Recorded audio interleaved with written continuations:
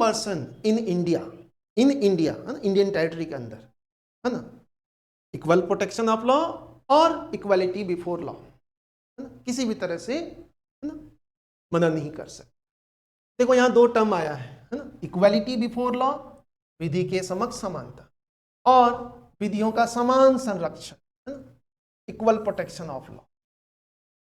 कहा है कि किसी भी तरह से भेदभाव नहीं करेगा, सबके साथ समान व्यवहार करेगा। ये बताता है कि कोई भी भेदभाव, कोई भी डिस्क्रिमिनेशन नहीं होगा किसी के साथ। ठीक, तो यहां दो टर्म को हमें समझना चाहिए। पहला है इक्वलिटी बिफोर लॉ,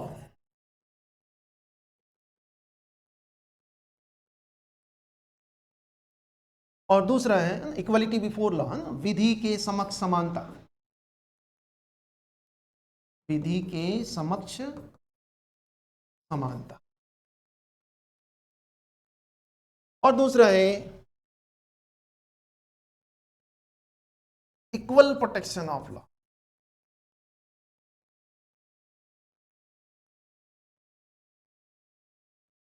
विधि का समान संरक्षण।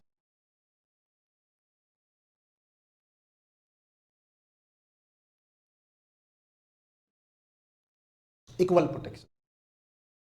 देखो इक्वलिटी बिफोर लॉ, ये कंसेप्ट हमने ब्रिटिश, है ना, ब्रिटेन से लिया है। इक्वलिटी बिफोर लॉ ये इंग्लैंड में है, विधि के समक्ष समानता, अर्थात सब समान है, कोई भी पर्सन, है ना, ऐसा नहीं होगा जिसके साथ स्पेशल ट्रीटमेंट होगा, जिसको स्पेशल इम्यूनिटी मिलेगा, जिसको स्पेशल प्रिविलेज मिलेगा, ऐसा कोई भी नहीं होगा, सबके साथ इक्वली ट्रीट करेंगे। ठीक, ये कंसेप्ट हमने कहां से लिया है? ब्रिटेन से लिया है, ध्यान रखना, है ना, ब्रिटेन से। ये कहता है विधि के समक्ष सब समान है। और दूसरा है इक्वल प्रोटेक्शन ऑफ लॉ, है ना, विधि का समान संरक्षण। ये कंसेप्ट हमने अमेरिकन कॉन्स्टिट्यूशन से लिया है, अमेरिका से हमने अडॉप्ट किया। इसमें कहता है कि समान के साथ समान व्यवहार, है ना, equal treatment in equal circumstances, समान परिस्थिति में समान व्यवहार। ठीक है, लेकिन अगर सिमिलर कंडीशन नहीं है, सिमिलर सर्कमस्टांसेस नहीं है, तो फिर उनके साथ डिस्क्रिमिनेशन भी हो सकता है, उनके साथ स्पेशल ट्रीटमेंट होगा। समान के साथ समान व्यवहार, और समान और असमान के बीच में समान और असमान व्यवहार होगा, ये कहता है ना। जैसे अमीर और गरीब, ये दो बिल्कुल अलग परिस्थितियां हैं, तो इन दोनों में डिस्क्रिमिनेशन होगा। सिर्फ अमीरों में कोई डिस्क्रिमिनेशन नहीं होगा, सिर्फ गरीबों में कोई डिस्क्रिमिनेशन नहीं। ठीक है, सिर्फ कमजोर में कोई डिस्क्रिमिनेशन नहीं होगा, लेकिन शक्तिशाली और कमजोर है, दो डिफरेंट कंडीशन है, फिर दोनों के बीच में डिस्क्रिमिनेशन होगा, ये कहता है। ठीक, तो हमने दोनों को लिया है ना, कि कोई भेदभाव नहीं होगा, सबके साथ समान, और असमान कंडीशन में भेदभाव होगा, भेदभाव करेंगे ताकि कमजोर को भी आगे बढ़ेंगे, कमजोर को भी, है ना, शक्तिशाली बनाएंगे, जो गरीब है उसको भी उठने का मौका देंगे, उसके साथ स्पेशल ट्रीटमेंट करेंगे। ठीक, तो इक्वल प्रोटेक्शन ऑफ लॉ और इक्वालिटी बिफोर लॉ, ये दो कंसेप्ट इसी में है ना। इक्वालिटी बिफोर लॉ ये हमने ब्रिटेन से लिया है। देखो इक्वालिटी बिफोर लॉ, इसको समझो, है ना, इक्वालिटी बिफोर लॉ फर्स्ट जो कंसेप्ट है, इसको थोड़ा सा डिटेल में हमें जानना चाहिए।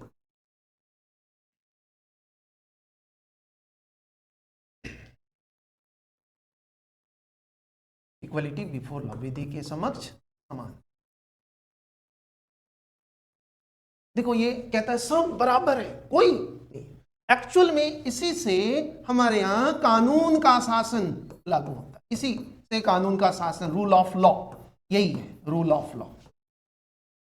मतलब कोई भी व्यक्ति कानून से ऊपर नहीं है, किसी भी व्यक्ति को बिना किसी अपराध के, बिना किसी कानून के उल्लंघन का उसको कन्विक्ट नहीं करेंगे, उसको पनिशमेंट नहीं दे सकते हैं। जितने भी व्यक्तिगत अधिकार हैं वो संविधान का ही परिणाम, मतलब यूं कह सकते हैं कि जो कह सकते हैं इसको कि संविधान व्यक्तिगत अधिकारों का सोर्स है, स्रोत है।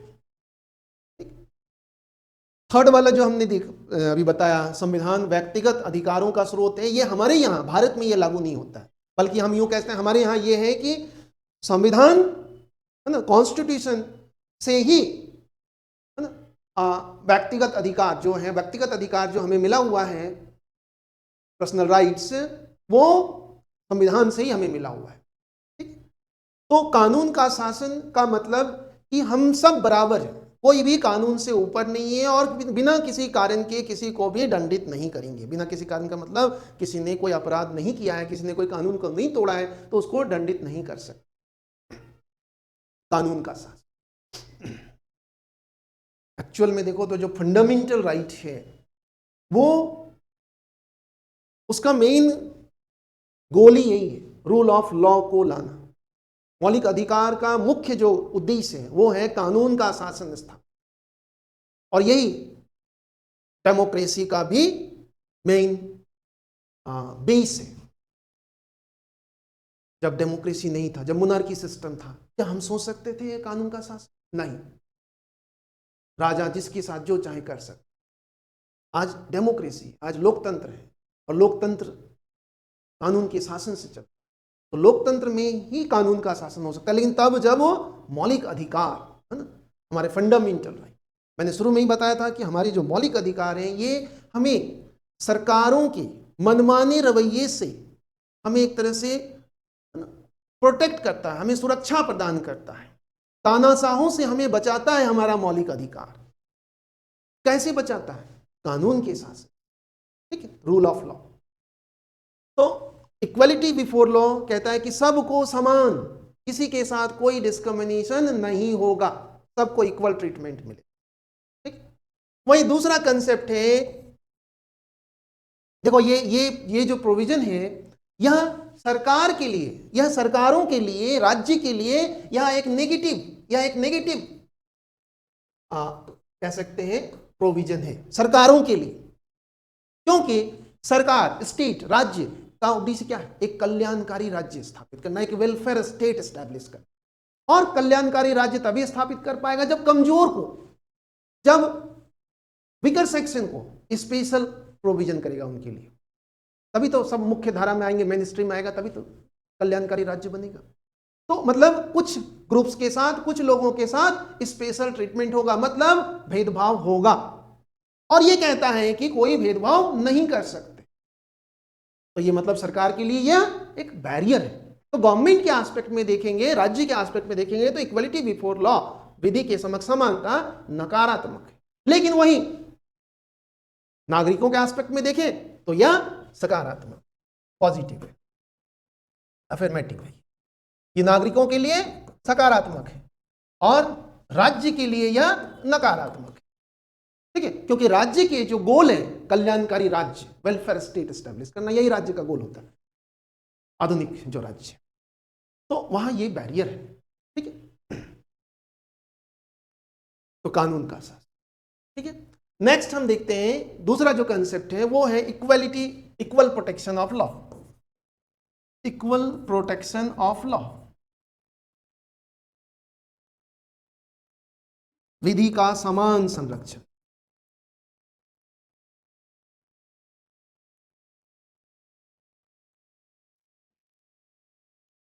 ये हमने अमेरिका से लिया है। विधि का समान संरक्षण, इक्वल प्रोटेक्शन ऑफ लॉ, यहां कहता है कि equal condition, equal circumstances, equal treatment, unequal circumstances, unequal treatment. ठीक है, इसका मतलब भेदभाव होगा यहां, इनके बीच में होगा। तो दो डिफरेंट ग्रुप, दो डिफरेंट अनइक्वल ग्रुप, मान लो ये कमजोर ग्रुप है और ये शक्तिशाली ग्रुप है, तो इनके साथ, इनको भी उठाने के लिए इनके लिए स्पेशल इम्यूनिटी, स्पेशल प्रोविजन करेंगे। ठीक, तो भेदभाव होगा, इसमें कहता है। लेकिन वो पॉजिटिव डिस्क्रिमिनेशन, वो भेदभाव इसलिए नहीं कि किसी को दबाने के लिए, यहां भेदभाव है किसी को उठाने के लिए, तो मतलब ये जो डिस्क्रिमिनेशन है ये पॉजिटिव डिस्क्रिमिनेशन है। तो विधि का समानता, विधि का समान संरक्षण ये भेदभाव के लिए परमिशन देता है। ये कहता है कि भेदभाव करो, लेकिन वो भेदभाव कैसा होगा, किसी को उठाने के लिए, ना कि किसी को दबाने के लिए। ठीक, तो विधि का समान संरक्षण। इसी के तहत देखोगे तो हमारे यहाँ जो फर्स्ट पर्सन ऑफ नेशन है, जैसे प्रेसिडेंट और गवर्नर, है ना, राष्ट्रपति और राज्यपाल, इन दोनों को देखेंगे बहुत सारे स्पेशल इम्यूनिटी मिला हुआ है। आर्टिकल 361, अनुच्छेद 361, इसमें क्या कहता है, राज्यपाल और राष्ट्रपति के लिए स्पेशल इम्यूनिटी। क्या स्पेशल इम्यूनिटी है कि राज्यपाल, राष्ट्रपति और राज्यपाल को किसी भी कोर्ट में तो बुला नहीं सकता है, कोई भी वारंट नहीं निकाल सकता है इसके अगेंस्ट में, इनके अगेंस्ट में, राष्ट्रपति और राज्यपाल के अगेंस्ट में, और उस पर किसी भी तरह का क्रिमिनल केस भी ड्यूरिंग पोस्ट पर नहीं चला है। मतलब राष्ट्रपति और राज्यपाल इन दोनों को कुछ विशेष अधिकार मिला हुआ है जो अन्य किसी को भी नहीं है। क्या क्या है, तो किसी भी कोर्ट में इसको बुला नहीं सकता है क्वेश्चन के लिए, कोई भी कोर्ट इसके अगेंस्ट में, इनके अगेंस्ट में अरेस्ट वारंट इशू नहीं कर सकता है, और जब तक ये पोस्ट में इन पर किसी भी तरह का क्रिमिनल केस भी नहीं चला। ये स्पेशल इम्यूनिटी राष्ट्रपति और राज्यपाल के लिए है, आर्टिकल 361 में है। हाँ, इन पर सिविल केस चलाया जा सकता है। राष्ट्रपति और राज्यपाल, प्रेसिडेंट और गवर्नर के अगेंस्ट में कोई सिविल केस फाइल कर सकते हैं, लेकिन उसके लिए भी उनको 2 महीने पहले उनको इंफॉर्मेशन देना होगा, उनको सूचना देना होगा कि हम आपके अगेंस्ट में, कोर्ट कहेगा कि हम आपके अगेंस्ट में इस तरह के सिविल केस आया है, तो हम सिविल केस आपके अगेंस्ट, ठीक है। तो सिविल वाद, है ना, दीवानी मुकदमे चलाया जा सकता है, लेकिन उसके लिए भी उनको 2 महीने पहले प्रायर इंफॉर्मेशन देना होगा तभी, ठीक है। तो इस तरह से हमारे यहाँ राष्ट्रपति और राज्यपाल को यह छूट या इम्यूनिटी मिला हुआ है। उसी तरह से हम देखेंगे हमारे यहाँ जो हमारे सांसद हैं, इनको आर्टिकल 105 के तहत कुछ स्पेशल प्रिविलेज मिला हुआ है, ठीक है। ध्यान रखना, आर्टिकल 361 और एक आर्टिकल है आर्टिकल 361 ए, ये भी स्पेशल प्रिविलेज है ना, 361 एंड 361 ए दोनों स्पेशल इम्यूनिटी। यहां सांसद को देखो तो आर्टिकल 105 के थ्रू स्पेशल प्रिविलेज मिला हुआ, विशेष अधिकार कि वो सदन में कुछ भी बोल सकता है, उस पर कोई कानूनी कार्रवाई नहीं होगी। दूसरा, विधायिका जो हमारे लेजिस्लेचर है, जो स्टेट एमएलए है ना, एमएलए जिसको बोलते हैं, इनको भी स्पेशल प्रिविलेज है। कौन से आर्टिकल में, आर्टिकल 194, ठीक है। ये कुछ स्पेशल प्रिविलेज है ना, विशेष, मतलब ये अपवाद मान सकते हैं हम, ठीक, बाकी सबके साथ समान, ठीक। तो विधि का समान संरक्षण अभी हम देखेंगे आर्टिकल 15, 16 में जो एक्सेप्शंस हैं, जो अपवाद है, वो इसी के थ्रू, ठीक है। तो अनुच्छेद 14, सॉरी अनुच्छेद है ना, आर्टिकल 361, 361 ए, आर्टिकल 105, आर्टिकल 194 बहुत इंपॉर्टेंट है, ये ध्यान रखना है, क्योंकि ये स्पेशल, ये अन्य किसी को ये राइट्स नहीं है, ये सिर्फ इनको ये इम्यूनिटी है, राइट्स नहीं, इम्यूनिटी है, विशेष छूट है ना। और हम देखते हैं कि जो राइट टू इक्वालिटी है, समानता का अधिकार, जैसे इसमें कहता है कि सबके साथ समान व्यवहार होगा, और इसमें कहता है कि समानों के साथ समान, असमान के साथ असमान। तो यहां देखो कि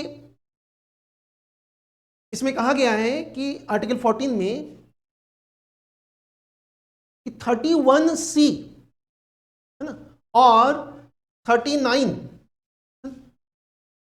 तो एक अलग पेज, आर्टिकल 39B और C, और आर्टिकल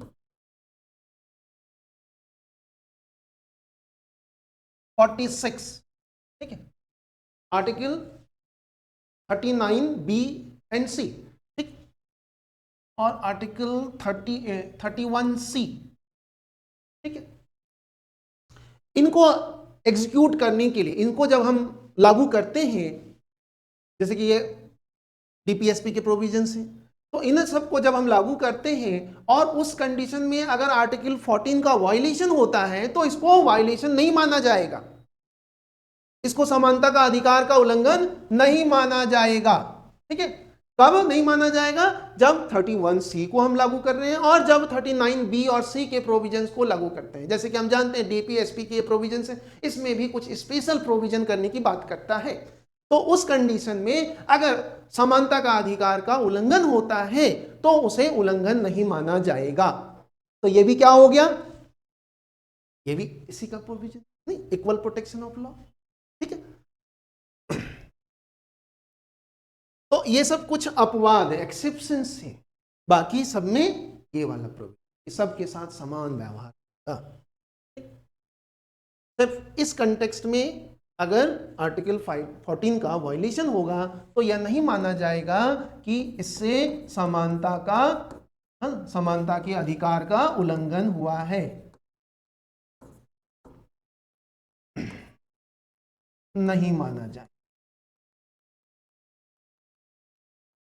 ठीक है। कब नहीं माना जाएगा? जब 31C को लागू करने के लिए कोई नियम बनाया है और 39B और C को इंप्लीमेंट करने के लिए कोई प्रोविजन लाया है। तो उस कंडीशन में अगर 14 का वायलेशन होता है, मतलब समानता का अधिकार का उल्लंघन होता है, तो भी उसे वायलेशन नहीं माना जाएगा, ठीक। उल्लंघन तो हो रहा है लेकिन उसे समानता का अधिकार का उल्लंघन नहीं माना, और 19 का भी उल्लंघन नहीं माना जाए अगर इसको एग्जीक्यूट करने के लिए हम कोई प्रोविजन लाए हैं और उस प्रोविजन में से इसका और इसका वायलेशन हुआ, इसका और इसका उल्लंघन हुआ है, तो इसका उल्लंघन नहीं माना जाए। तो ये हो गया ना। तो राइट टू इक्वालिटी, समानता का अधिकार, सबके साथ समान व्यवहार होगा, ये कानून का शासन है, ठीक। इसी से कानून का शासन आएगा। और कानून का शासन, देखो कानून का शासन, नेचुरल जस्टिस, प्राकृतिक न्याय। प्राकृतिक न्याय क्या है? कि सबके साथ समान न्याय होगा, कोई पक्षपात नहीं होगा, सबके साथ इक्वल ट्रीटमेंट होगा। जैसे कि अभी हमने देखा, अभी काफी न्यूज में आ रहा है, कुलदीप सेंगर नाम का एक कन्विक्टेड पर्सन है जिस पर बलात्कार और मर्डर का, है ना, आरोप है, और फिर उनको सजा भी हुई थी, लेकिन अभी उनको दिल्ली हाई कोर्ट ने उनकी सजा को सस्पेंड कर दिया और उसको जमानत भी दे दिया।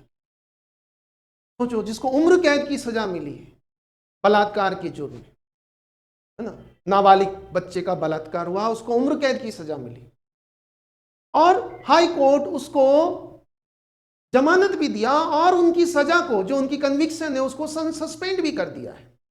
क्या यह कानून का शासन है? तो यहां कहीं ना कहीं कानून का शासन, ना, नेचुरल जस्टिस का वायलेशन हुआ है, ठीक है। हाई कोर्ट ने किस आधार पर उसको जमानत दिया? तो हाई कोर्ट ने कहा, हाई कोर्ट में इसके वकील, सेंगर के वकील ने कहा कि भाई पॉक्सो एक्ट के तहत इसे उम्र कैद की सजा मिली है, जो कि गलत है ना। कहा कि पॉक्सो एक्ट में जो गैर राजनीतिक व्यक्ति होता है, जो गैर प्रशासनिक अधिकारी, जो सामान्य व्यक्ति होता है, उनको 7 साल मिनिमम सजा मिलती है। हमारे क्लाइंट को 20 साल उम्र कैद की सजा मिली है, ये गलत है, क्योंकि हमारा जो मुवक्किल है, हमारा जो वो गैर राजनीतिक व्यक्ति, जबकि सबको पता था जिस समय यह कांड हुआ था, जिस समय इसने बलात्कार किया था, उस समय वह एमएलए था। और पॉक्सो एक्ट में यह प्रावधान है कि अगर कोई एमएलए या एमपी, कोई राजनीतिक व्यक्ति या कोई प्रशासनिक अधिकारी, है ना, नाबालिग के साथ गलत करता है, बलात्कार करता है, तो पॉक्सो एक्ट में है कि उनको मिनिमम 20 साल की सजा मिलेगी। उसी आधार पर 30 हजारी अदालत ने उसको उम्र कैद की सजा सुनाया था। अब हाई कोर्ट कह रहा है, हाई कोर्ट ने कहा, हाई कोर्ट ने मान लिया उसके वकील की बात को कि हां यह व्यक्ति उस समय गैर राजनीतिक व्यक्ति था। इसी आधार पर उसको उसकी जो भी सजा है उसको सस्पेंड कर दिया, निलंबित कर दिया और उसको जमानत दे दिया। कैसे ऐसे? क्या हाई कोर्ट को नहीं दिखा कि वो उस समय किस पोजीशन में था? वो एक एमएलए था।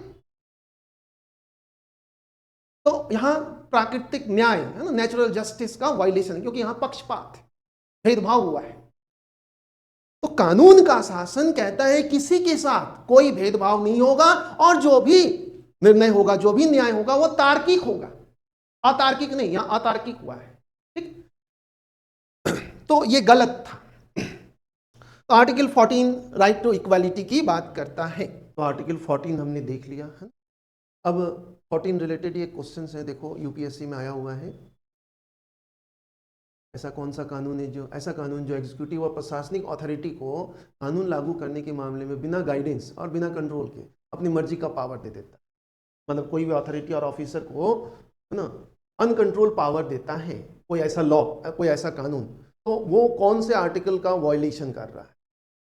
तो हमने देखा आर्टिकल 14 ना रूल ऑफ लॉ को बताता है।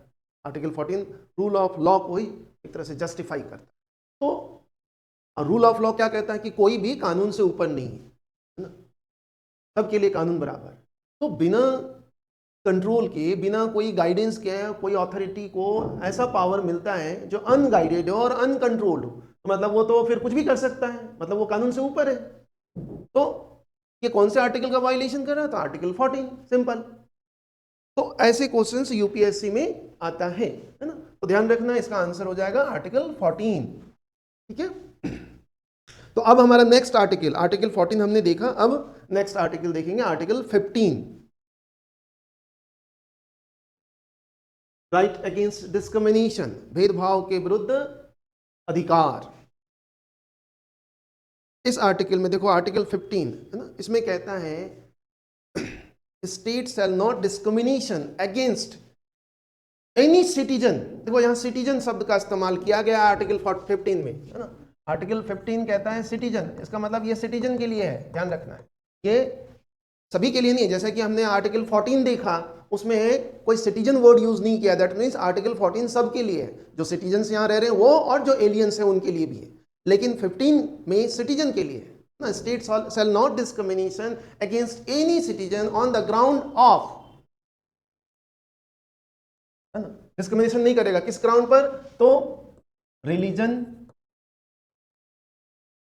रेस, कास्ट,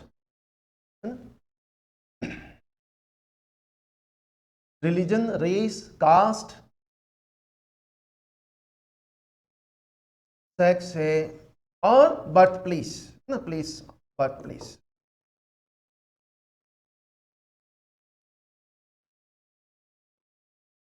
धर्म,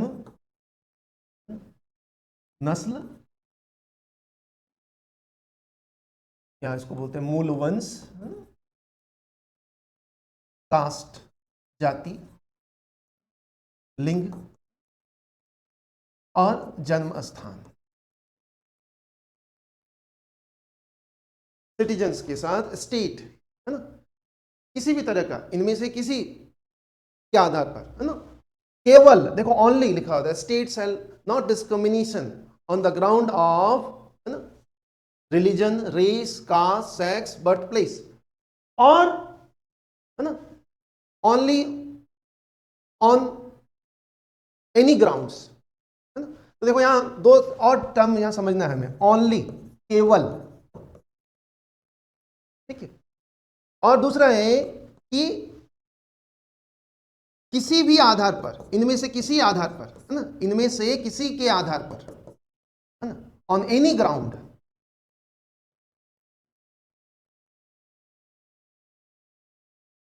कह रहा है कि ये सिटीजन्स के लिए है ना, सिटीजन्स को डिस्क्रिमिनेशन, है ना, किसी भी तरह का सिटीजन्स के साथ स्टेट डिस्क्रिमिनेशन नहीं कर सकता। किस बेसिस पर? रिलीजन बेसिस पर, रेस बेसिस पर, कास्ट, सेक्स और बर्थ प्लेस। और ओनली वर्ड यूज हुआ है, ओनली, है ना, कि इसके आधार पर और किसी एक के आधार पर, है ना, कोई भी डिस्क्रिमिनेशन नहीं कर सकता। या इनमें से किसी एक के आधार पर, है ना, ऑन एनी ग्राउंड्स। तो देखो यहाँ की ये आर्टिकल 15(1) में ये प्रोविजन है ना, 15(1), आर्टिकल 15(1) के अंदर ये प्रोविजन है, स्टेट सिटीजन्स के साथ डिस्क्रिमिनेशन नहीं करेगा, ठीक, ओनली इस only on the basis of this, और इसमें से किसी एक के आधार पर भी।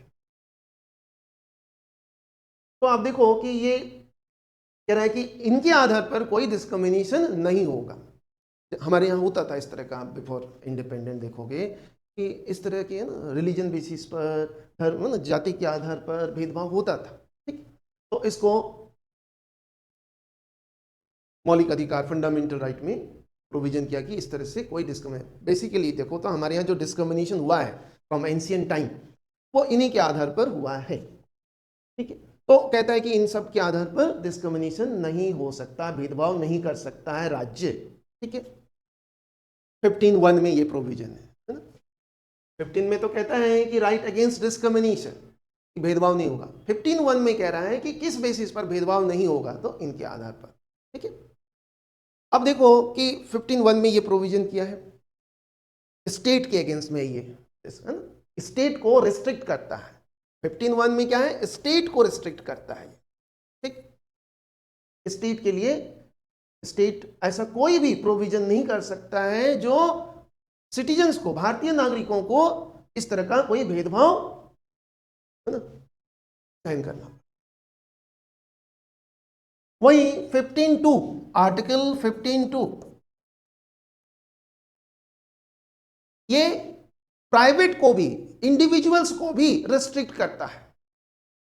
देखो आर्टिकल 15(2) में क्या करता है, इंडिविजुअल्स, है ना, जो प्राइवेट है, जो गवर्नमेंट नहीं है, उसको भी, मतलब किसी भी व्यक्ति को भी या कोई निजी संस्था, उसको भी रिस्ट्रिक्ट करता है इसके थ्रू। आर्टिकल 51 में क्या है, स्टेट को रिस्ट्रिक्ट किया है कि आप डिस्क्रिमिनेशन नहीं करोगे। और 15(2) में ये ओरिजिनल प्रोविजन है, ये कॉन्स्टिट्यूशन में ही इंसर्टेड था, हमने बाद में इंसर्ट नहीं किया अमेंडमेंट के थ्रू। 15(2) में कहता है कि प्राइवेट सेक्टर, मतलब निजी क्षेत्र और इंडिविजुअल, वो भी किसी के साथ इस बेसिस पर डिस्क्रिमिनेशन नहीं करेगा, ठीक है। और आर्टिकल 15(3), आर्टिकल 15(3) ये क्या कहता है, ये कहता है कि वुमेन्स और चिल्ड्रन के लिए कोई भी अफर्मेटिव एक्शन ले सकता है। मतलब महिलाओं और बच्चों को इसमें अपवाद रखा है कि महिलाओं और बच्चों के लिए स्टेट कोई स्पेशल प्रोविजन कर सकती है, इसमें सिर्फ वुमेन और चिल्ड्रन को ही रखा था। महिला और बच्चा, उनके लिए स्पेशल प्रोविजन कर सकते। तो देखो जो ओरिजिनल कॉन्स्टिट्यूशन है हमारा, इसमें 3 आर्टिकल इंसर्टेड था। एक तो 15(1) में तो कह रहा है कि नो डिस्क्रिमिनेशन। 15(1) में कह रहा है कि स्टेट कोई डिस्क्रिमिनेशन नहीं करेगा, राज्य किसी तरह का डिस्क्रिमिनेशन नहीं करेगा on the ground of religion, race, sex, है ना, कास्ट और बर्थ ऑफ प्लेस। स्टेट को रोक रहा है। 15(2), आर्टिकल 15(2) ये किसको रोक रहा है, प्राइवेट को, इंडिविजुअल्स को रोक रहा है कि भाई इंडिविजुअल्स भी इस तरह से कोई काम नहीं करेगा जिससे इस तरह का डिस्क्रिमिनेशन, भेदभाव होता है।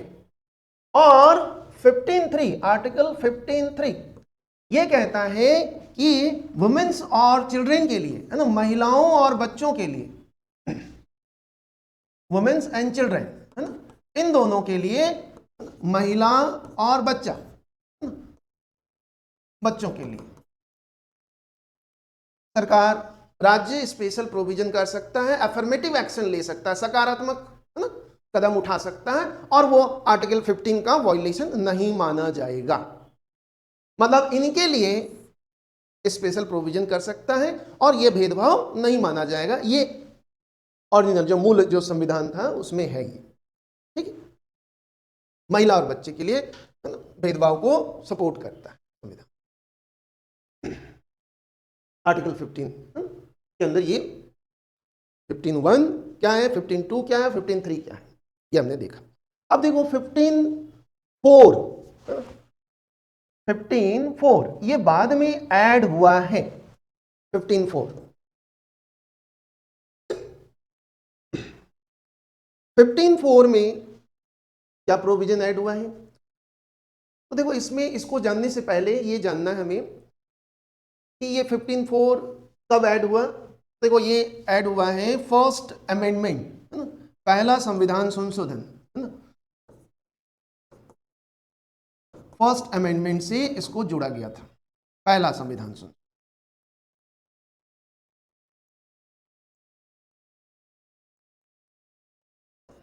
इससे पहले ये 15(4) का प्रोविजन नहीं था, ये जोड़ा गया, ऐड किया गया। तो इसको जोड़ने से पहले एक बहुत बड़ा एक कॉन्स्टिट्यूशनल इशू आ गया था 1950 में ही, जिस साल हमारा संविधान लागू हुआ उसी साल 1950 में ही। अलग देखते हैं ना, ये इंपॉर्टेंट है। आर्टिकल 15(4) ये कब इंसर्ट किया गया है? ये इंसर्टेड है, ठीक है। कब इंसर्ट किया? तो फर्स्ट अमेंडमेंट, है ना, फर्स्ट अमेंडमेंट, है ना, कॉन्स्टिट्यूशनल अमेंडमेंट 1951। तो देखो ये किस क्या हुआ था जो इसके लिए ये जोड़ा गया। तो देखो 1950 में ही एक बहुत ही कॉन्स्टिट्यूशनल एक इशू आया था। क्या इशू था वो? तो एक लेडी थी चंपकम दोईराजन, श्रीमती चंपकम दोराईराजन, श्रीमती है ना, श्रीमती चंपकम दोईराजन। ये महिला मेडिकल एंट्रेंस एग्जाम MBBS के लिए क्वालिफाई किया था, अच्छे मार्क्स आए थे। मद्रास की थी ये महिला, मद्रास स्टेट। इस टाइम मद्रास, तमिलनाडु का नाम मद्रास राज्य था, बाद में मद्रास तमिलनाडु हो। तो मद्रास स्टेट की ये महिला थी और इसको ये MBBS बनना चाहती थी और इसलिए इसने MBBS का एग्जाम्स दिया था, एंट्रेंस एग्जाम, और उसमें अच्छे नंबर से पास हो गई थी। लेकिन कॉलेज ने इसका एडमिशन नहीं लिया। क्यों नहीं लिया कॉलेज ने इसका एडमिशन? तो मद्रास में medical college, Madras medical college में एक प्रोविजन था जो 1927 से ही चला आ रहा था। ब्रिटिश गवर्नमेंट ने एक प्रोविजन किया था। इस प्रोविजन में यह था कि कास्ट बेसिस पर, है ना, कास्ट और रिलीजन, है ना, जाति और धर्म के आधार पर सीट रिजर्व कर दिया था। कब किया था? 1927 में, अंग्रेजों के टाइम में, कि ब्राह्मणों को इतना सीट मिलेगा, नॉन ब्राह्मण जो है उनको इतना सीट मिलेगा, मुसलमानों को इतना सीट मिलेगा, जो दलित हैं उनको इतना सीट मिलेगा। इस तरह से क्या किया था, उसको कैटेगराइज कर रखा 1927 एडमिशन में, संस्था मेडिकल कॉलेज में एडमिशन में सीटों में रिजर्व कर रखा। और जब ये महिला 1950 में मेडिकल कॉलेज में एडमिशन के लिए गई तो इसको एडमिशन नहीं मिला, क्योंकि इसके जो कैटेगरी थी, ब्राह्मण थी ये महिला एक ब्राह्मण थी और ब्राह्मण की सीट पहले से ही फुल हो गया था। ब्राह्मणों के लिए एक सीट रिजर्व था इसमें 1927 के प्रोविजन के हिसाब से। और जो दूसरे कैटेगरी के स्टूडेंट्स थे, कैंडिडेट थे, उनसे इसको ज्यादा नंबर था, फिर भी इसका एडमिशन नहीं हुआ।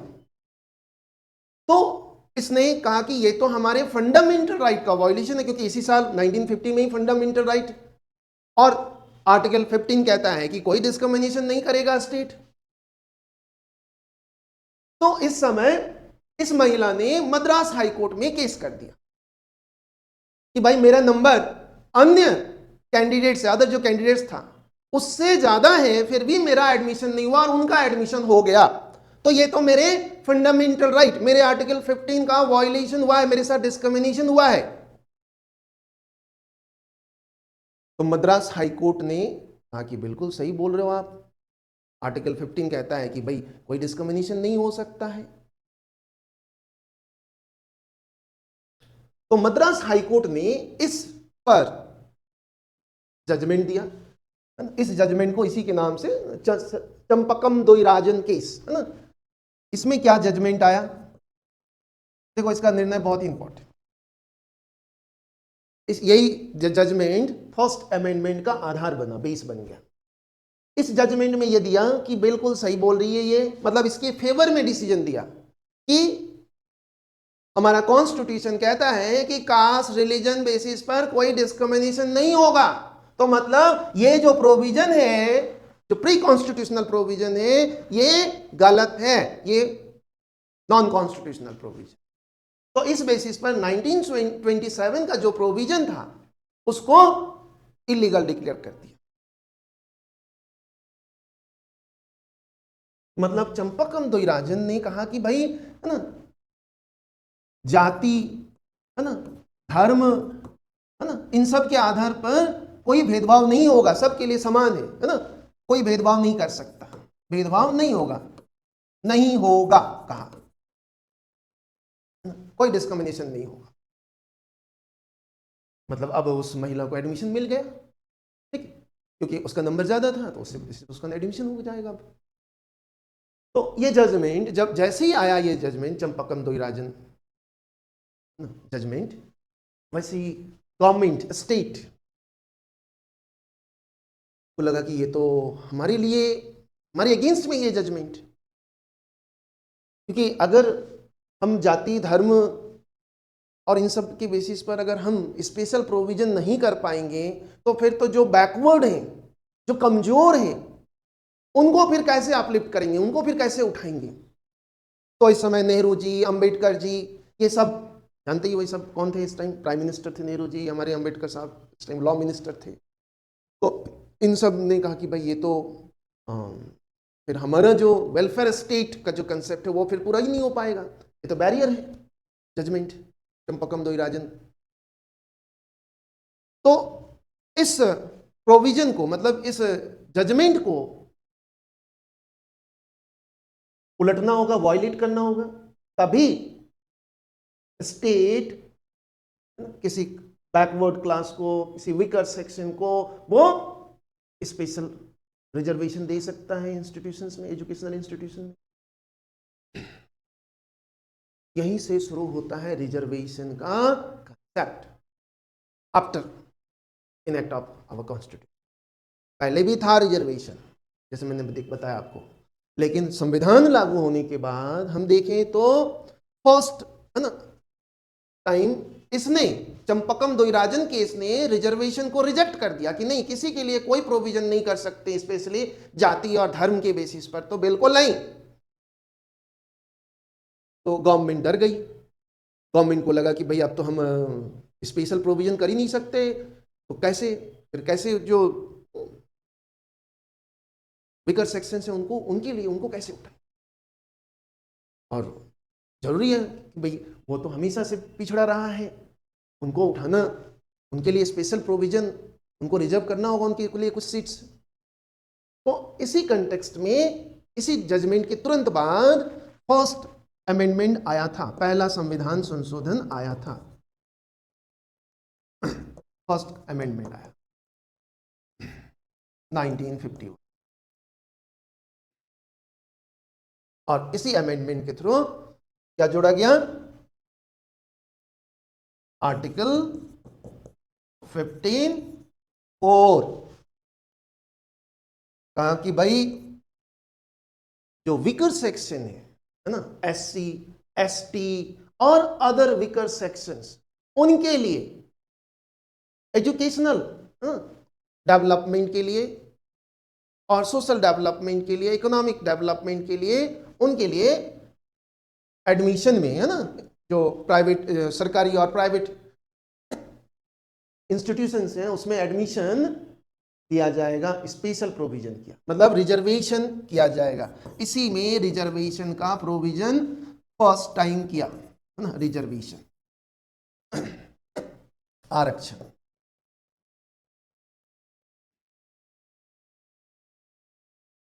देखो नौकरियों में आरक्षण की बात नहीं चल रही है यहाँ, यहाँ आर्टिकल 15 हम देख रहे हैं, है ना, नौकरी वाला तो आर्टिकल 16 में आएगा अभी, है ना, ये कि क्या जो वीकर सेक्शंस हैं, जो कमजोर वर्ग हैं, उनके लिए कोई स्पेशल प्रोविजन कर सकते हैं और नहीं।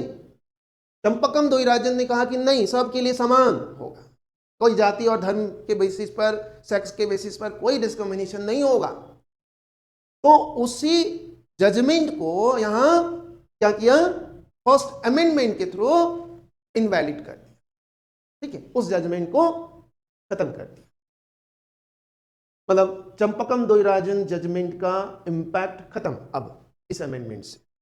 ठीक, इसमें कहा कि भाई वीकर सेक्शंस, मतलब जो सोशली और इकोनॉमिकली जो बैकवर्ड है ना, जैसे अब हम अभी देखेंगे आर्टिकल 46, है ना, जो डीपीएसपी में, राज्य की नीति तत्व में, उसमें कहता है कि भाई जो सोशल और इकोनॉमिकली अपलिफ्ट करने के लिए उनको जो वीकर सेक्शन है, SC, ST and other backward class, उनको उनके लिए स्पेशल प्रोविजन करें।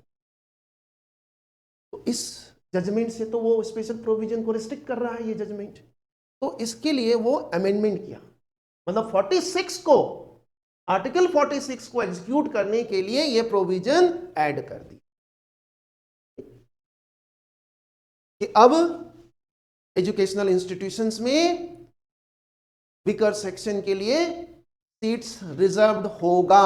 ये कहा, कब कहा, 1951 फर्स्ट अमेंडमेंट, है ना। तो देखो फर्स्ट अमेंडमेंट बहुत सारी बातों में, बहुत सारे प्रोविजंस उसमें, जैसे फर्स्ट अमेंडमेंट हमने देखा वो 9 शेड्यूल ऐड किया था, है ना।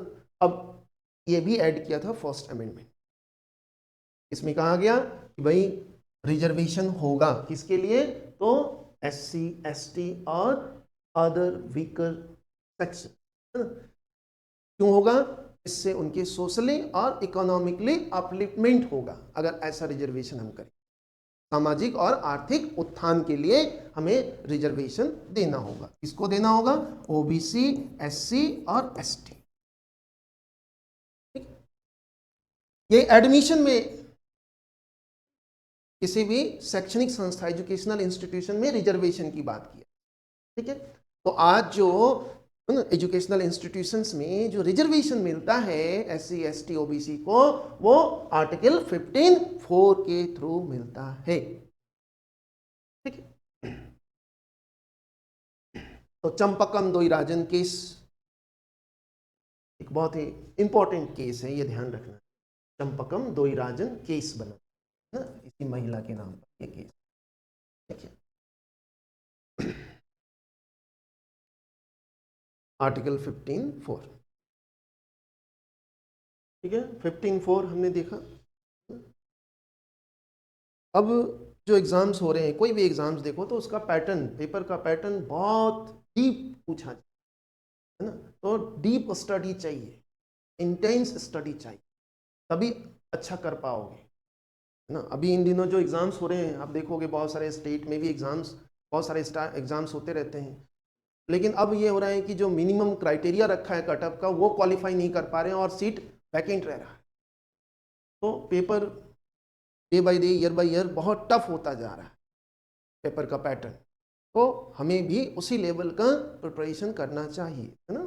तो नेक्स्ट आर्टिकल 15(4) हमने देखा, कब ऐड हुआ, इसमें क्या प्रोविजन है। इसमें कहा है कि भाई जो एजुकेशनल इंस्टीट्यूशंस हैं उसमें एससी, एसटी, ओबीसी को सीट रिजर्व होगा, अदर बैकवर्ड क्लास और एससी, एसटी, है ना, ताकि उससे। फिर 15(5), अब देखो एससी, एसटी का तो प्रोविजन इसमें कर दिया था, है ना। शुरू में एससी, एसटी के लिए प्रोविजन किया, अदर बैकवर्ड क्लास के लिए कोई प्रोविजन नहीं किया गवर्नमेंट ने। ठीक है, एससी, एसटी के लिए कर दिया था कि एससी, एसटी को एजुकेशनल इंस्टीट्यूशंस में सीट रिजर्व्ड होगी, ये कहा गया। तो फिर जो बोला गया था उसमें कि अदर, फर्स्ट अमेंडमेंट में ये था कि अदर बैकवर्ड क्लास के लिए भी, तो वही नहीं था वो। तो फिर से 15(5) में देखो तो एक और अमेंडमेंट हुआ और ये 15(5) इंसर्ट किया। इसमें कहा कि ये कब इंसर्ट हुआ है, तो ये ध्यान रखना है, 93rd अमेंडमेंट, है ना, 93वां संविधान संशोधन। ठीक है, 93rd अमेंडमेंट 2005, 2005। इसमें क्या किया, तो इसमें कर दिया कि भाई ओबीसी है ना, ओबीसी को भी एजुकेशनल इंस्टीट्यूशन में 27% रिजर्वेशन होगा। नौकरियों की बात नहीं हो रही है, नौकरी की बात हम देखेंगे आर्टिकल 16 में। यहां प्राइवेट एजुकेशनल इंस्टीट्यूशंस में रिजर्वेशन की बात हो रही है ना। तो ओबीसी को भी के लिए भी सीट्स रिजर्व कर दिया। कब? 93rd amendment. तो 15(5) में ओबीसी के रिजर्वेशन का प्रोविजन है एडमिशन में, है ना, इंस्टीट्यूशन एजुकेशन। ठीक, फिर इसी में एक और आर्टिकल इंसर्ट किया, आर्टिकल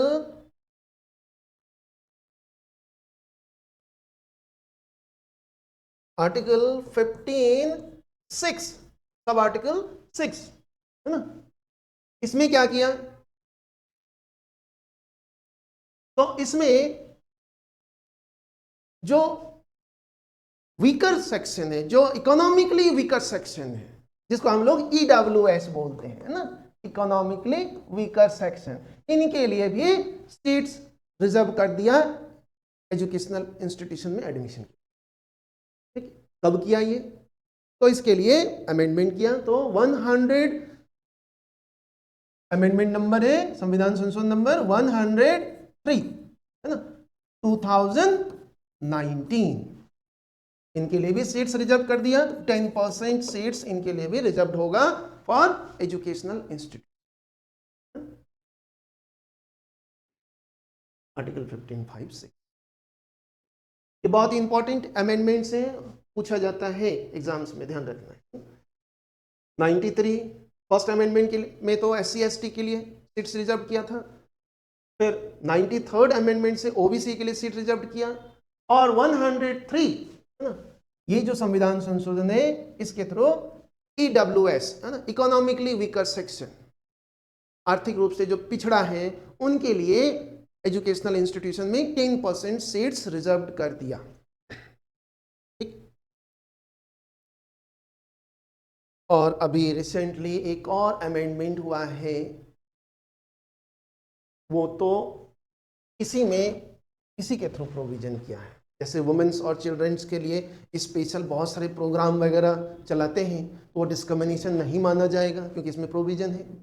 ठीक, ये एक्सेप्शंस है ना, ये सारे एक्सेप्शंस हैं, ध्यान रखना है। ये जनरलाइज नहीं है, ये एक्सेप्शन है, अपवाद है ये। तो वुमेन्स के लिए भी अभी एक नया अमेंडमेंट आया था 2023 में। ये अमेंडमेंट था 106, 106 संविधान संशोधन है ना, कॉन्स्टिट्यूशनल अमेंडमेंट 106 कब आया? 2023। इस अमेंडमेंट में क्या किया है, तो वुमेन के लिए, महिलाओं के लिए पॉलिटिकल रिजर्वेशन की बात की गई है, और इसीलिए इस अमेंडमेंट को नारी शक्ति वंदना नाम दिया है। 106 संविधान संशोधन जो हुआ है, उस संशोधन को नारी शक्ति वंदना नाम दिया गया है। और इस अमेंडमेंट में यह प्रोविजन किया गया है, अभी वो एग्जीक्यूट नहीं हुआ है, वो 2029 इलेक्शन में, जनरल इलेक्शन में हो सकता हो, क्योंकि इसमें प्रोविजन किया है कि भाई ये अब जनगणना होगी, अभी जब सेंसस होगा, सेंसस के बाद डिलिमिटेशन होगा, डिलिमिटेशन के बाद है ना परिसीमन आयोग बनेगा, वो परिसीमन करेगा कॉन्स्टिट्यूएंसीज को, लोकसभा क्षेत्र, विधानसभा क्षेत्र को परिसीमित करेगा। उसके बाद जो जनरल इलेक्शन होगा, उसमें ये प्रोविजन एग्जीक्यूट होगा। क्या प्रोविजन है इसमें, तो महिलाओं के लिए सीट्स रिजर्व्ड होगा 33%, है ना। इसमें महिलाओं को 33% सीट्स एमएलए और एमपी के सीट्स के लिए रिजर्व्ड होगा। एमएलए और एमपी, ध्यान रखना, एमएलए और एमपी मतलब लोकसभा एंड राज्यसभा नहीं, ओनली लोकसभा। और एमएलए का मतलब सिर्फ एमएलए मतलब विधानसभा सदस्य, ना कि विधान परिषद के सदस्य में सीट रिजर्व नहीं है। ठीक है, सिर्फ लोकसभा और विधानसभा मतलब एमएलए के लिए, है ना, ध्यान रखना। उनमें 33% सीट्स वुमेन के लिए रिजर्व्ड होगा, ये कहा है। ठीक है, तो ये कैसे होगा, किस आर्टिकल के थ्रू होगा, तो 15(3), इसी में वुमेन और चिल्ड्रन के लिए स्पेशल प्रोविजन। तो ये स्पेशल प्रोविजन आर्टिकल 15(3) को ही एग्जीक्यूट करने के लिए लाया है, ठीक है, अमेंडमेंट के थ्रू। तो 106 अमेंडमेंट नंबर 106 2003 है ना, जिसके थ्रू इसमें प्रोविजन। तो आर्टिकल 15(5) में ये प्रोविजन। तो देखो आर्टिकल 15 के अंदर 3 प्रोविजन तो ओरिजिनली, हाँ मतलब 3 को देखो तो शुरू के 3 जो प्रोविजन हैं 1, 2 और 3 ये तो कॉन्स्टिट्यूशन में ही इंसर्टेड था, प्रोविजन था। बाद में 4, 5 और 6 ये ऐड किया गया है। ठीक है, 4 फर्स्ट अमेंडमेंट के थ्रू ही आ गया, नहीं चंपक्कम दोराईराजन केस के तुरंत बाद ये अमेंडमेंट हुआ था, जिसमें एससी और एसटी के लिए एजुकेशनल इंस्टीट्यूशन में सीट्स रिजर्व कर दिया। फिर 15(5) ये 93rd अमेंडमेंट 2005 से आया, इसमें ओबीसी के लिए इंस्टीट्यूशंस में सीट्स रिजर्व कर दिया। और आर्टिकल 15(6) इसमें ये कब ऐड किया, 103rd अमेंडमेंट 2019, इसमें ईडब्ल्यूएस है ना, इकोनॉमिकली जो वीकर सेक्शन उनके लिए सीट्स रिजर्व कर दिया। ठीक है, और ये सीट्स सिर्फ गवर्नमेंट इंस्टीट्यूशन के लिए नहीं है, ध्यान रखना, जो गवर्नमेंट कॉलेज है उसके लिए नहीं है, government college plus private college सबके लिए ये प्रोविजन है। ठीक है, सब में ये लागू होगा।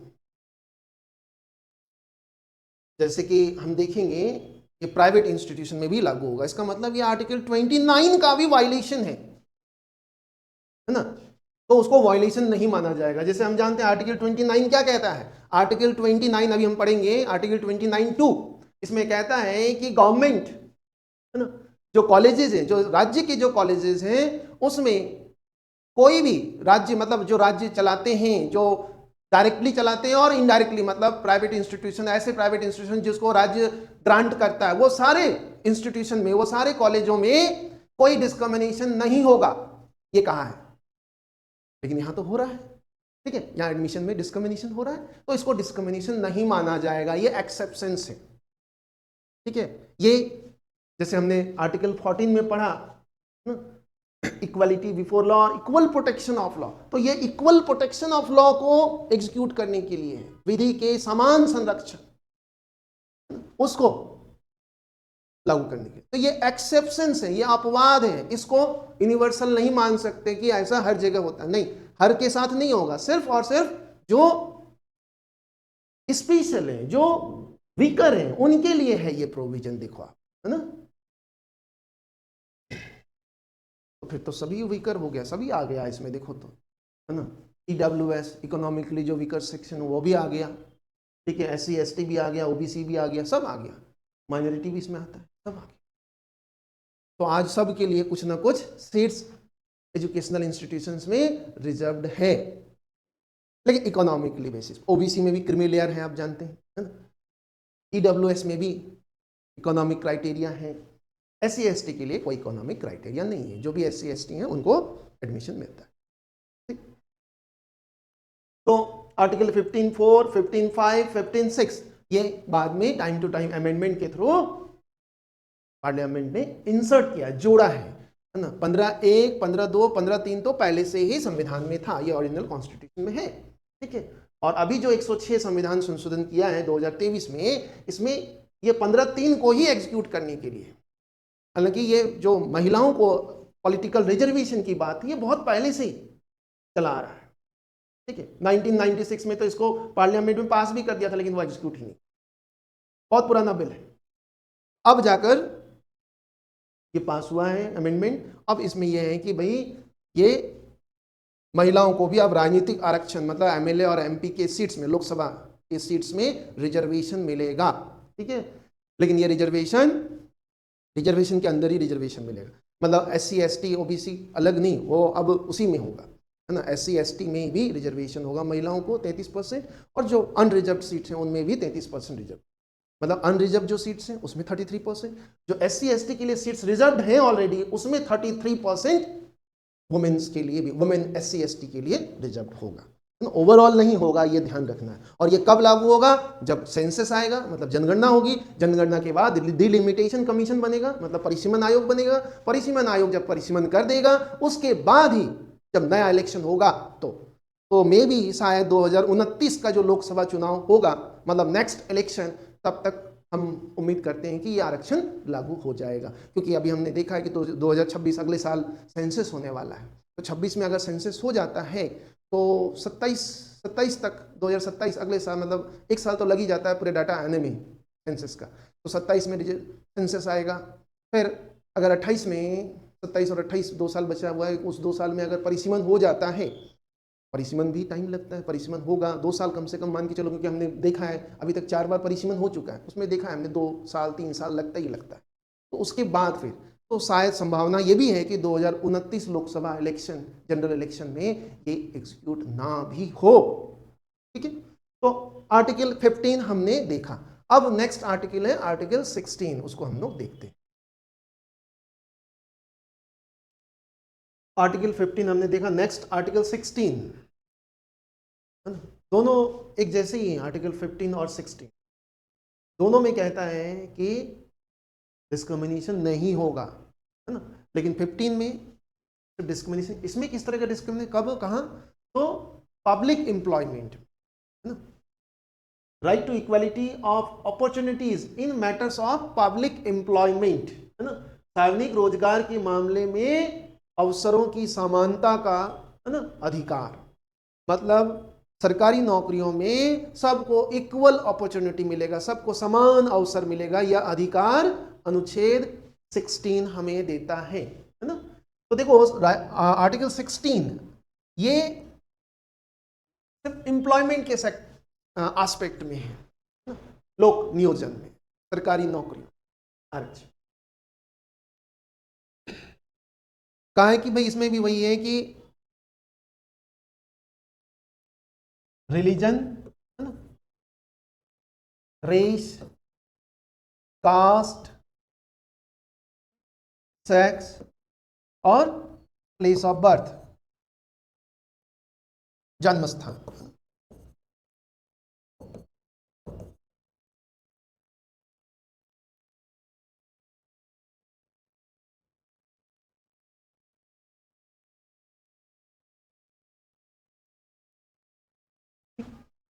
है कि इसमें इस बेसिस पर आर्टिकल 16 कहता है कि ये जो राइट्स हैं ये किस एस्पेक्ट में, पब्लिक एम्प्लॉयमेंट, सबको समान अवसर मिलेगा। और आर्टिकल 16(1) है ना, 16(1) कहता है कि इस बेसिस पर किसी के साथ कोई भेदभाव नहीं होगा, ना रिलीजन के आधार पर सरकारी नौकरियों में किसी के साथ भेदभाव होगा, ना रेस, ना कास्ट, और ना ही सेक्स, और ना प्लेस ऑफ बर्थ, जन्म स्थान के आधार पर कोई भेदभाव नहीं होगा, ये कहा है। लेकिन इसमें जैसे कि आर्टिकल 15 में भी यही है आधार, इसी ग्राउंड पर किसी के साथ भेदभाव नहीं होगा, आर्टिकल 15 में भी यही लिखा हुआ है। लेकिन आर्टिकल 16 में 2 और नए ग्राउंड ऐड किया है, देखो, है ना, ये आर्टिकल 16(2) में देखो तो 2 नए और ग्राउंड, है ना। क्या है ये 2 नए ग्राउंड? डिसेंट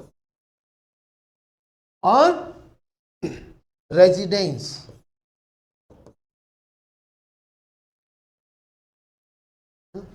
डिसेंट उद्भव, ओरिजिन, या फिर यूं कह सकते हो कि, है ना, राष्ट्रीयता, है ना, नेशनैलिटी, ठीक है। और निवास स्थान, निवास, देखो जन्म स्थान कुछ हो सकता है, निवास स्थान कुछ और हो सकता है, ताकि इन दोनों के आधार पर भी, मतलब आर्टिकल 16 में जो डिस्क्रिमिनेशन, है ना, जो 15 में कहा है, 16 में और उसको ब्रॉड एस्पेक्ट में प्रोविजन किया है। 16(2) में कहा है कि भाई इस आधार पर भी किसी के साथ डिस्क्रिमिनेशन नहीं होगा।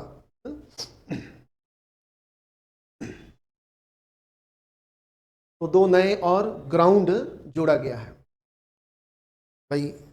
देखो डिसेंट, है ना, मान लो कोई जन्म लिया है विदेश में और फिर वो यहाँ आकर बस गया, यहाँ की नागरिकता, सिटीजनशिप ले ली है, तो फिर तो उनको आप उनके साथ डिस्क्रिमिनेशन नहीं कर सकते ना, सिर्फ इस बेसिस पर कि भाई आप यहाँ के नागरिक नहीं हो, यहाँ जन्म नहीं लिया है, और इस बेसिस पर आपके साथ डिस्क्रिमिनेशन नहीं कर सकते। जैसे हम जानते हैं सोनिया गांधी, ना, वो क्या है, वो यहाँ की बहू है, नहीं, भारत की बहू है, जन्म इटली में हुआ था, ना? और यहाँ वो आ गई, फिर यहाँ की सिटीजनशिप ले ली है, तो अब उसे प्राइम मिनिस्टर बनने से कोई नहीं रोक सकता। वो चाहे तो प्राइम मिनिस्टर बन सकते हैं अगर उसकी पार्टी की मेजोरिटी हो, अगर उसकी पार्टी चाहे तो। जैसे हम देखेंगे कि जब राजीव गांधी का असैसिनेशन हुआ और फिर उस समय कांग्रेस चुनाव हुआ तो कांग्रेस की गवर्नमेंट बनी, तो उस समय बहुत सारे कांग्रेसी लीडर चाह रहे थे कि सोनिया गांधी हमारे लीडर बन जाए और वो प्राइम मिनिस्टर का ओथ ले। लेकिन बहुत सारे चीज़ें हुई, काफ़ी सारे कांग्रेस के अंदर ही बहुत कि भाई ये तो फिर अपोजिशन वाले भी कहने लगे ये तो फॉरेनर हैं। तो बन सकती थी वो प्राइम मिनिस्टर, ठीक है, वो उसकी इच्छा थी, नहीं बनी, लेकिन बन सकती थी क्योंकि वो भारत की नागरिक थी उस। हमारे यहाँ सिर्फ प्रेसिडेंट नहीं बन सकता है जो भारत में जन्मा ना हो। अगर भारत में जन्म नहीं लिया है तो सिर्फ राष्ट्रपति नहीं बन सकते, बाकी आप कुछ भी बन सकते हो। आप आईएएस ऑफिसर भी बन सकते हो, आप एमएलए एमपी बन सकते हो, लेकिन उसके लिए आपको यहाँ रहना होगा, यहाँ की सिटीजनशिप लेनी पड़ेगी। तो वही कह रहा है यहाँ कि उद्भव के आधार पर, है ना, उद्भव के आधार पर, है ना, राष्ट्रीयता नहीं, राष्ट्रीयता गलत हो जाएगा, उद्भव के आधार पर, ओरिजिन बेसिस पर, है ना, आप डिस्क्रिमिनेशन नहीं कर सकते, ठीक है। इन बेसिस पर तो नहीं कर सकते, हमने देखा 15 में। और ओरिजिन, अगर किसी का ओरिजिन कहीं और हुआ है और यहाँ आकर रह गया है तो यहाँ की नागरिकता भी ले ली है, तो उस आधार पर आप नौकरियों में भेदभाव उससे नहीं कर सकते। और नेक्स्ट है रेजिडेंस, निवास, निवास स्थान के आधार पर भी नौकरियों में किसी से भेदभाव नहीं कर सकते, ठीक है ये। लेकिन इसके भी जैसे हमने आर्टिकल 15 में देखा कुछ एक्सेप्शंस है, यहां भी कुछ एक्सेप्शंस है। जैसे आर्टिकल 16(3) ये कहता है कि निवास स्थान के आधार पर, है ना, रेजिडेंस के आधार पर भेदभाव हो सकता है। निवास के आधार पर राज्य और यूटी, है ना, राज्य और यूटी, राज्य सरकारें और यूटी, है ना, केंद्र शासित प्रदेश, ये अपने आधार पर भेदभाव कर सकता है। जैसे हम देखेंगे बहुत सारे स्टेट्स में है, जैसे आंध्र प्रदेश में है, तेलंगाना में ये प्रोविजन है कि सिर्फ यही 2 स्टेट्स हैं जहां ऐसा प्रोविजन है अभी कि वहां के राज्य की नौकरियों के लिए वहां का निवासी होना चाहिए, वहां का जन्म होना चाहिए। बाकी दूसरे स्टेट्स में नहीं है ऐसा, लेकिन दूसरे स्टेट्स वाले भी इस तरह का कर सकता है प्रोविजन कि भाई हमारे यहाँ नौकरी में अप्लाई करना है तो आपको हमारे यहाँ का मूल निवासी होना चाहिए। तो जैसे आज है कि आप किसी भी स्टेट में जाकर नौकरी में अप्लाई कर सकते, ठीक, वहां आपको रोक नहीं सकता है कि आप तो दूसरे स्टेट को आपको नौकरी नहीं मिलेगी, बिल्कुल नहीं, ये तो उसके फंडामेंटल राइट का वायलेशन हो जाए। हाँ, आपको उस स्टेट का जो रिजर्वेशन वगैरह है वो नहीं मिलेगा, आपको as a general category, general candidate count करेगा, ठीक है। तो आर्टिकल 16(3) में कहा है कि कर सकता है भेदभाव, निवास स्थान के आधार पर डिस्क्रिमिनेशन हो सकता है, राज्य सरकारें ऐसा प्रोविजन कर सकती है, ठीक है। ये एक्सेप्शन है, ठीक? और आर्टिकल 16(4) अनुच्छेद 16(4) बहुत ही महत्वपूर्ण है। इसमें क्या प्रोविजन है? तो ये प्रोविजन बाद में ऐड किया है। इसमें क्या प्रोविजन था? इसमें की प्रोविजन था जैसे आर्टिकल 15 में हमने देखा कि जो पिछड़ा वर्ग है उनके लिए तो स्पेशल प्रोविजन कर सकते हैं। आर्टिकल 46 जो राज्य के नीति निषक्तत्व है डीपीएसपी, उसमें कहता है सरकार को कि आप सोशली और इकोनॉमिकली अपलिफ्ट करने के लिए बैकवर्ड क्लास को स्पेशल, तो उस चीज को यहां एग्जीक्यूट किया गया है। क्या? तो यहां ओबीसी जो अदर बैकवर्ड क्लास से जो पिछड़ा वर्ग है उनके लिए रिजर्वेशन का प्रोविजन है, ठीक है। जैसे हम जानते हैं उनके लिए रिजर्वेशन 27% नौकरियों में आरक्षण है, ठीक। अब ये प्रोविजन बाद में आया है, ठीक है। 16(4) का जो प्रोविजन है वो बाद में। देखो एससी और एसटी को नौकरियों में आरक्षण वो तो संविधान में ही प्रावधान कर दिया। आर्टिकल 335 335 इसमें कहा गया है कि एससी और एसटी को नौकरियों में आरक्षण होगा, ठीक है। वो अलग से है। देखो हम जब 16 पढ़ते हैं तो ध्यान रखना है, जब 16 पढ़ेंगे तो 16 के साथ 15 भी पढ़ना चाहिए, 15 के साथ 335 अनुच्छेद 335 भी आता है, ठीक है। 335 में लिखा हुआ अनुच्छेद 335 में कि SC ST के लिए रिजर्वेशन का प्रोविजन करेंगे। ठीक, तो रिजर्वेशन तो SC ST को स्टार्टिंग से ही नौकरियों में है, लेकिन OBC के लिए नहीं किया गया था प्रोविजन। तो OBC का रिजर्वेशन कब आया, कैसे आया, देखो। तो OBC रिजर्वेशन के लिए सबसे पहले जो पहल किया वो था मोरारजी देसाई की सरकार। जब पहली बार हमारे यहां गैर कांग्रेसी सरकार बनी थी तो मोरारजी देसाई जब प्राइम मिनिस्टर थे, उन्होंने आर्टिकल 340 अनुच्छेद 340 का इस्तेमाल किया। 340 में यह कहता है कि जो अदर बैकवर्ड क्लास है उसके लिए स्पेशल प्रोविजन कर सकते हैं। तो इसी प्रोविजन के तहत मोरारजी देसाई ने एक आयोग गठित किया। ठीक है, इसी प्रोविजन के तहत। कौन सा आयोग? बीपी मंडल आयोग, है ना, मंडल आयोग, बीपी मंडल आयोग। आर्टिकल 340 के तहत यह आयोग बनाया और कहा कि भाई आप पता करो कि ओबीसी में कितनी जातियां हैं ताकि हम उनके लिए स्पेशल प्रोविजन। तो इन्होंने बताया कि ओबीसी में, तो इन्होंने जो रिपोर्ट दिया ये बनी थी बीपी मंडल आयोग 1979 में बनी थी मंडल आयोग। ठीक, इसको अलग पेज में देख ले। मंडल कमीशन, मंडल आयोग का बना 1979 में।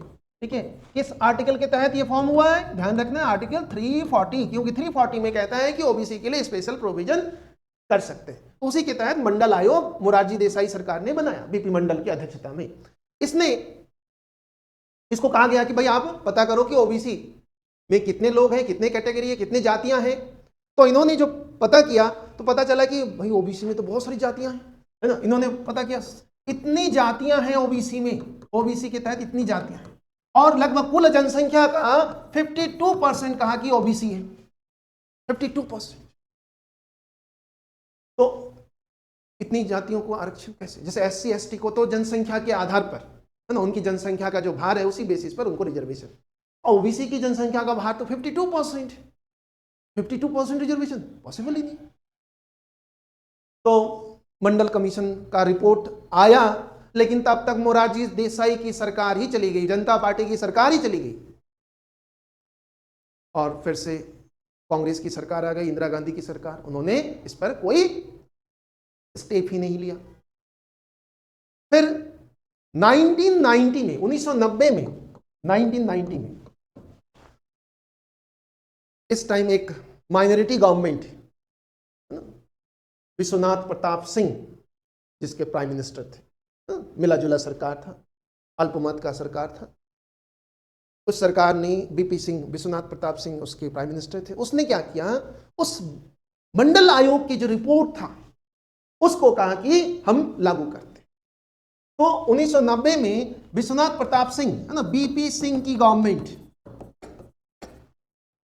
इसने मंडल आयोग, मंडल जो रिपोर्ट था, मंडल आयोग के जो रिपोर्ट था उसको कहा कि भाई ये लागू होगा, मतलब ओबीसी को रिजर्वेशन मिलेगा। जैसे ये प्रोविजन आया, बीपी सिंह सरकार ने ये प्रोविजन किया, तो काफी इसके पूरे भारत में इसका एजिटेशन शुरू हुआ, विरोध हुआ। फिर ये सरकार भी गिर गई। फिर 1991 में फिर से कांग्रेस की सरकार आई, और इस समय पीवी नरसिम्हा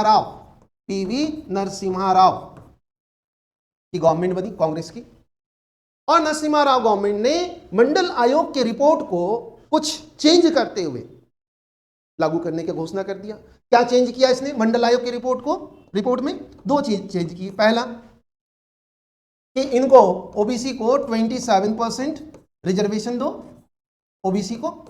और दूसरा इसमें जो चेंज हुआ था वो ये था, ये तो पहले मंडल कमीशन नहीं कर, दूसरा जो किया वो ये कि 10% रिजर्वेशन आर्थिक आधार पर भी दो, मतलब EWS कैटेगरी बनाओ, 10% रिजर्वेशन आर्थिक आधार पर, 10% रिजर्वेशन। ठीक, इसको भी आर्थिक आधार पर कहा कि ये जो क्रिमिलियर होंगे आर्थिक आधार पर, है ना, मतलब पिछड़ों में भी जो आर्थिक रूप से संपन्न है उसको नहीं मिलेगा, जो आर्थिक रूप से, सामाजिक और आर्थिक सोशली और इकोनॉमिकली जो बैकवर्ड होगा उसको रिजर्वेशन मिलेगा यहाँ का, और जो सिर्फ इकोनॉमिकली बैकवर्ड है उनको भी 10% रिजर्वेशन दो। ठीक, रिजर्वेशन का प्रोविजन कर दिया पीवी नरसिंह राव सरकार। इसका भी बहुत ज्यादा विरोध हुआ। तो इसी टाइम एक वकील थी इंदिरा साहनी, है ना, इंदिरा साहनी, इसने केस कर दिया कि भाई ये तो हमारे फंडामेंटल राइट का वॉयलेशन, आर्टिकल 16 का वॉयलेशन है। इंदिरा साहनी केस, इसी केस में फाइनली ईयर 1992 में इंदिरा साहनी केस 1992, इस केस में सुप्रीम कोर्ट ने क्या जजमेंट दिया, ये बहुत ही इंपॉर्टेंट है, ध्यान रखना।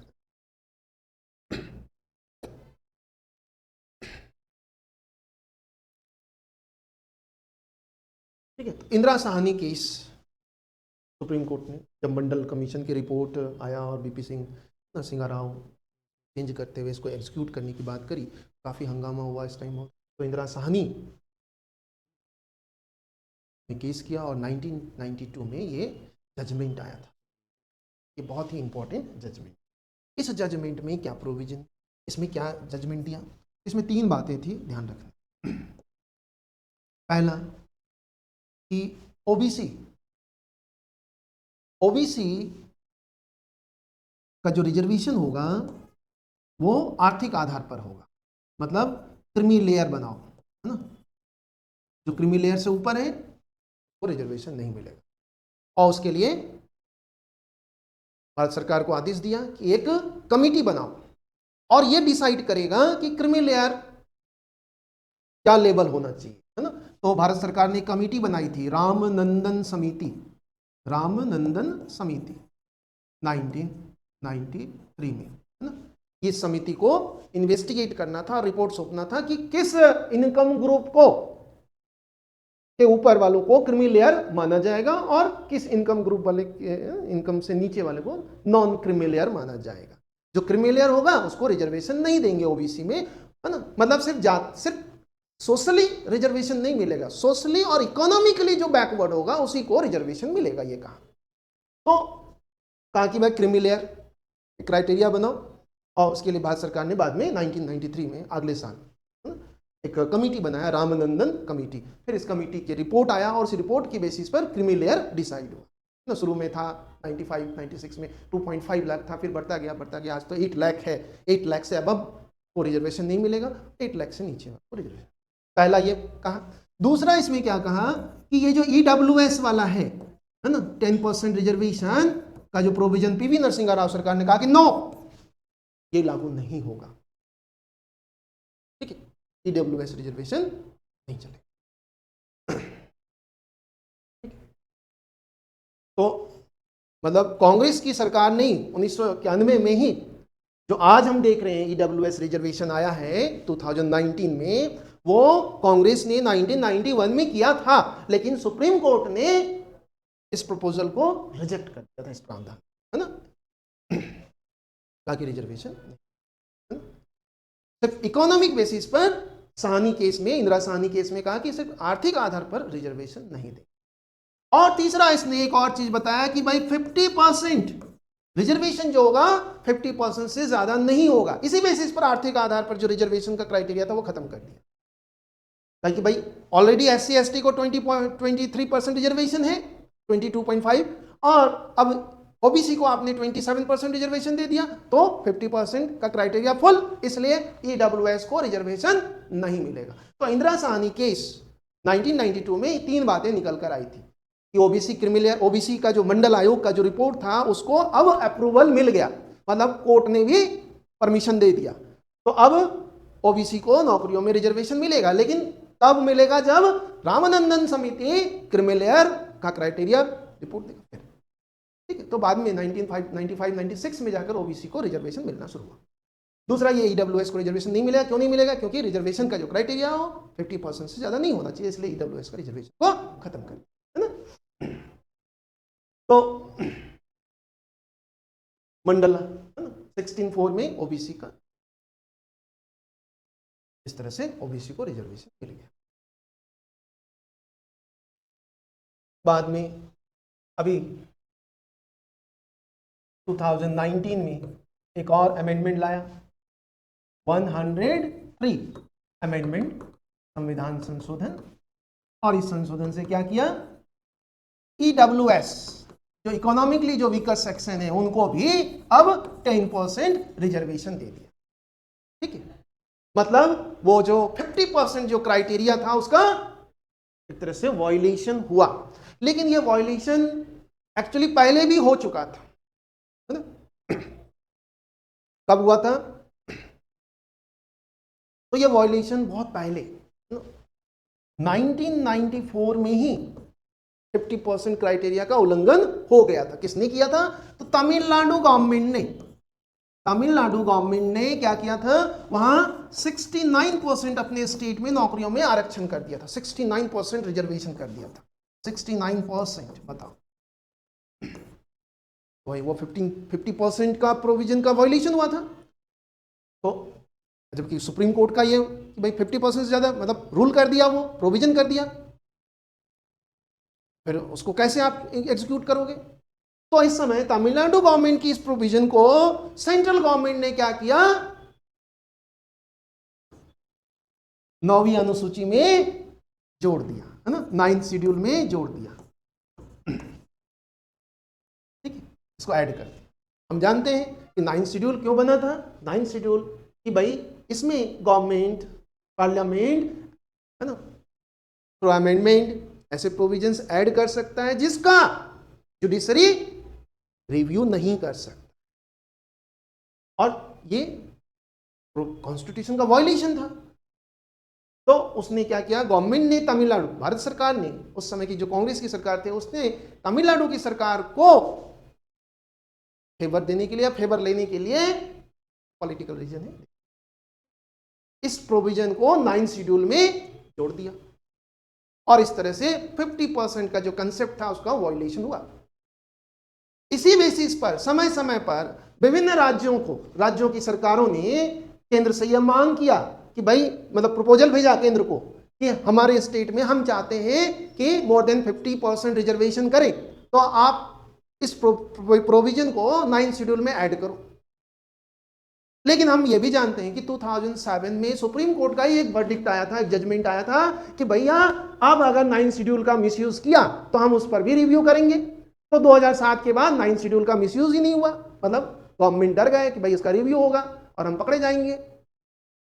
तो इसलिए सिर्फ तमिलनाडु एक स्टेट था जिसने ये प्रोविजन कर दिया था। तो मतलब पहले ही हमारे यहाँ 50% क्राइटेरिया का मिसयूज हुआ था, या यूं कहो कि उसका वायलेशन हुआ था। तो जब ये प्रोविजन किया तो इसी कंटेक्स्ट में ये प्रोविजन, क्योंकि देखो ये 10% रिजर्वेशन कर देने के बाद क्या हो गया, 50% रिजर्वेशन तो पहले से था और 10% और हो गया, तो मतलब आज सरकारी नौकरियों में देखें तो 60% रिजर्वेशन है। तो 2019 में 103rd अमेंडमेंट के थ्रू ईडब्ल्यूएस, है ना, जो SC ST OBC के अलावा, क्योंकि SC ST OBC को तो ऑलरेडी रिजर्वेशन है, उनके अलावा जो ग्रुप्स हैं, जो जातियां हैं, उनमें जो माइनॉरिटी, जब सब इनमें माइनॉरिटी भी आता है, सब आता है, लेकिन इनके लिए क्राइटेरिया वही EWS, मतलब इकोनॉमिकली जो बैकवर्ड है उनको दिया जाएगा। ठीक है, तो का प्रोविजन शुरू हुआ कब, 2019 में हम देखते हैं, और इसका काफी मिसयूज भी हो रहा है, हुआ है अभी इन दिनों। हम देखते हैं कि जब ये प्रोविजन आया 2019 में, तो काफी अमीर घर के लोग भी, जिनकी जो इकोनॉमिकली बहुत डेवलप्ड था, जिनके पास 5 एकड़ से भी ज्यादा एग्रीकल्चर लैंड था, जिनके पास बड़े बड़े घर थे, जिनके इनकम ज्यादा था, उन सब ने क्या किया, जमीनें दान कर दिया अपने सगे संबंधियों को, और दिखाया कि भाई देखो मेरे पास तो 5 एकड़ से कम जमीन है, मैं तो इकोनॉमिक वीकर सेक्शन में आता हूं, तो मुझे भी रिजर्वेशन दो। और इस बेसिस पर बहुत सारे कैंडिडेट EWS सर्टिफिकेट बनाया और नौकरी। तो ये एक तरह से मिसयूज है, इसको भी सरकार को देखना चाहिए, सिस्टम को देखना चाहिए कि भाई कौन इसका मिसयूज कर रहा है। स्पेशली जो रिक्रूट एजेंसी है, जैसे UPSC है, RPSC है, उनको, है ना, जो सर्टिफिकेट्स बनाते हैं OBC, EWS, फिजिकली डिसेबल, ऐसे लोगों का सर्टिफिकेट को बढ़िया से इंटेंसिव, है ना, चेक होना चाहिए, जांच होना चाहिए कि क्या ये सर्टिफिकेट सही है और नहीं है। अगर सही नहीं है और इस बेसिस पर वो नौकरी का क्लेम कर रहा है तो उनको तो कड़ी सजा मिलनी चाहिए। ठीक, तो ये हो गया आर्टिकल 16 हमारा, है ना। आर्टिकल 16 में कहता है कि सरकारी नौकरी में सबको इक्वल अपॉर्चुनिटी मिलेगा, ठीक है। लेकिन उसके कुछ एक्सेप्शंस हैं जो हमने अभी डिस्कशन की। ये बहुत ही इंपॉर्टेंट है, इसको हमें जानना चाहिए, है ना। ठीक है, इसमें दो नए ग्राउंड भी जोड़ा गया था। डिसेंट अर्थात ओरिजिन, कहाँ का है ओरिजिन, उस बेसिस पर भी डिस्क्रिमिनेशन नहीं होगा। अगर ओरिजिन बाहर का है वो भी, वो अगर यहाँ का नागरिकता ले लिया है तो उसको नौकरियों में कोई। और नेक्स्ट जोड़ा गया था निवास स्थान, है ना, रेजिडेंस, इस बेसिस पर भी। ठीक है, 16(3) में कहा कि निवास स्थान के आधार पर भेदभाव हो सकता है, कर सकते हैं राज्य सरकारें और यूटी कर सकते हैं, ऐसा करता रहा है, हमने देखा। स्पेशली आंध्रा और तेलंगाना में ये प्रोविजन है। दूसरे स्टेट्स भी कर सकता है अगर उनको ऐसा जरूरत लगती है, आवश्यकता ऐसा। और 16(4) में कहा है कि ओबीसी को रिजर्वेशन कैसे मिला, उसने देखा मंडल आया। ठीक, तो ये हमारा हो गया आर्टिकल 16।